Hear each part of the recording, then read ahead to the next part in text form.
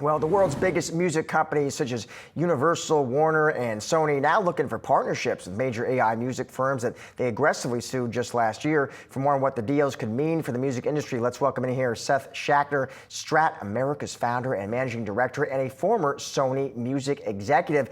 Seth, it is great to see you on the show. So maybe start high level, Seth, because there is no trend that investors are more excited about than the mega trend and theme of AI. So I'm curious, Seth, to get your high level thoughts, how you see AI impacting the music industry moving forward. Positive, negative, too soon to say, and maybe start, Seth, with what it means for the big labels. Yeah, sure. Great to be here, Josh. It's mixed. It's guardedly a positive thing, AI. In my view, it isn't something that is wildly destructive. It's not what some people would call like a Napster moment where, the industry is looking at it from the perspective of destruction and really declining.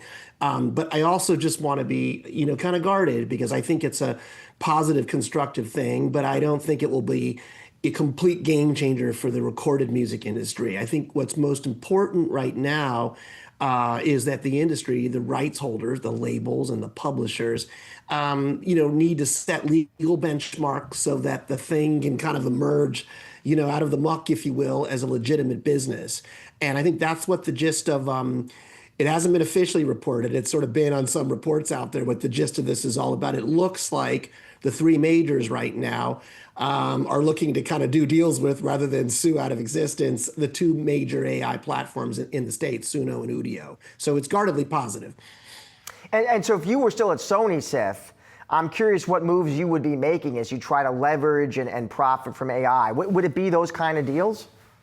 Yeah, and just to be clear, I don't speak for Sony anymore. I got a lot of good friends over there. But I think what I see with this right now, it takes me back to the time when YouTube was launching, actually, around 2007, 2008.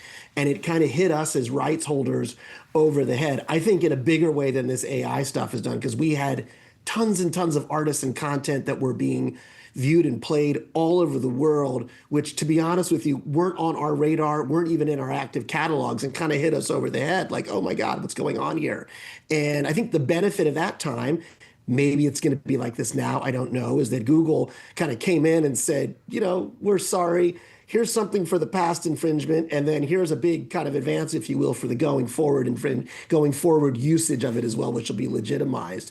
And I don't know, don't have any inside information to be clear, but that would kind of be my bet as to kind of the top level as to what will go on. Subsequently, there'll be some commercial terms around it as well. I'm curious, so that's the labels. What would be your advice to artists? And maybe start with, let's say you were a bigger, more established artist. What would you be telling them to do? Because some of them have been coming up with some interesting ideas. I remember Grimes, Seth, if I remember right, she had this idea, like maybe she was telling fans, okay, make music with AI versions of my voice, but then register on my site so we can sort of share in the royalties. What do you think of these different models the artists are experimenting with? I think, anyone should be encouraging the artist to experiment with this stuff in a constructive way right now. And I think that's what actually Universal is doing. I think Sony's done a little bit of it as well, offered some platforms for the artist to experiment. Because personally, I don't see a mashup that you can create with voice of Tchaikovsky playing in the style of Miles Davis with a heavy metal band in it, is going to be taking over the charts. I think some of this is going to be incremental stuff. But I think the real thing going forward in music, Josh, is that the landscape has really changed. So artists have a lot more power now. They don't need labels, actually. And so they can go to their fans or their fan clubs and create lots of stuff, whether it's B-rolls, artist content, you name it, merchandise. And there's a real opportunity there. And I think some of this AI stuff could play into that.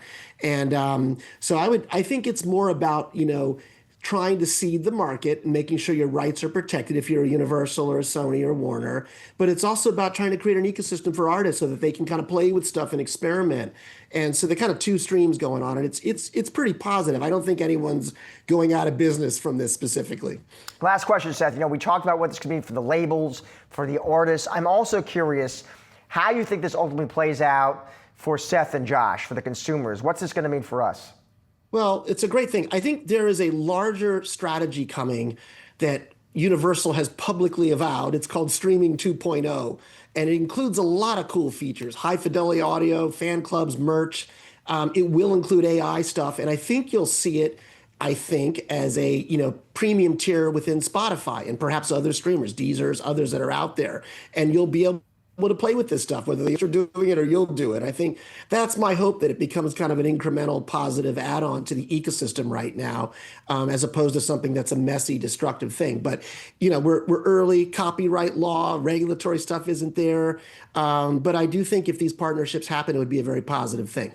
All right, big, complicated, but exciting topic. Seth, thanks so much for joining us today. Appreciate it. Great to be here.